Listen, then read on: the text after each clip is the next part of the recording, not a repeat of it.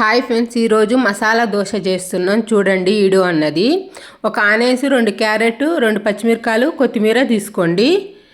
Carrot తురిమి పెట్టుకోండి, పచ్చిమిరకాయలు కట్ చేసుకోండి, ఆనియన్స్ కట్ చేసుకోండి, కొంచెం కరివేపాకు, కొంచెం కొత్తిమీర కట్ చేసుకోండి. దోశ పిండి తీసుకోండి, కట్ చేసుకొని పెట్టుకోండి. మొత్తం వేసుకొని దోశ పిండిలోకి మొత్తం వేసేసుకోండి. కట్ చేసుకొని పెట్టుకున్నాయి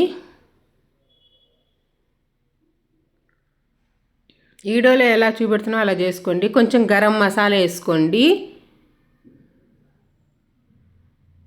కొంచెం జీరా వేసుకోండి, జీలకర్ర వేసి మంచిగా కలుపుకోండి. మిశ్రమంని కలిపిన తర్వాతకి సాల్ట్ సరిపోయిందో లేదో చూసుకున్న తర్వాతకి అప్పుడు సాల్ట్ అన్నది వేసుకోండి. సాల్ట్ వేసుకోండి. ఒక దోశ పెనం తీసుకొని పొయ్యి మీద పెట్టేసి ఆనియన్స్తోనే రుద్దండి. అడుగన్నది కాలిపోకుండా మంచిగా వస్తుంది దోశ అన్నది. దోశ పిండితో దోశ వేసుకోండి. ఎల్లిపాయ కారం చల్లుకోండి, పైన బాగుంటుంది. నెయ్యి వేసుకోండి, ఆయిల్ బదులు నెయ్యి వాడండి, బాగుండదండి దోశ అన్నది. ఒక పక్క కాలినాక రెండో పక్క తిప్పేసుకోండి.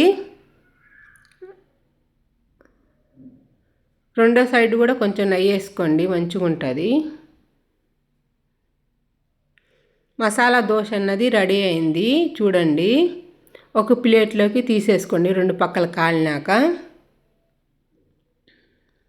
పల్లీల పచ్చడితోనైనా, పండుమిరకాయల పచ్చడితోనైనా, అల్లం పచ్చడితోనైనా బాగుంటుందండి. ఒకసారి ట్రై చేయండి మసాలా దోశ అన్నది. వీడియో అన్నది చూడండి.